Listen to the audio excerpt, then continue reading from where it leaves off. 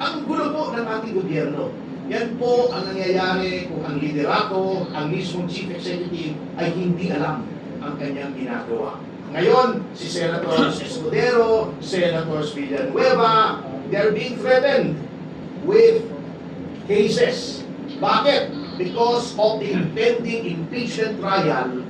Ngayon ko lamang po nakita how brazenly the executive interferes. Noong panahon po ni Corona, nakialam ang executive pero may konting discretion pa by way of projects. Ito, kinakasuhan. Number two, we denounce in the strongest possible terms in the known universe yung threat ni Senator Lacson na perpetual ba? Ano ba yung term na Forever walk out. Forever walk out.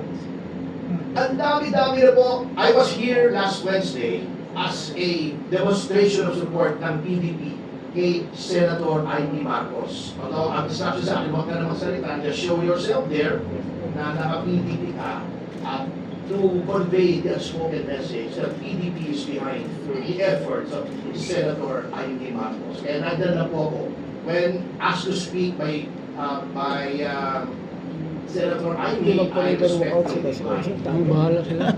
kasi meron naman tayong person. Pero we support Senator Marcos and we support the majority and we denounce the majority for their obstructionist acts of throwing a monkey wrench into the legislative process. Ibig yung sabihin, pag ang minority ay hindi nila makuha ang kanilang gusto, sisirain nila. Wawasakin nila yung legislative process by depriving the Senate of a quorum. Hindi ba sila hinalal ng milyon-milyon para maging kinatawan? How can you represent the people if you're walking out? How can you discharge legislative functions if you're walking out?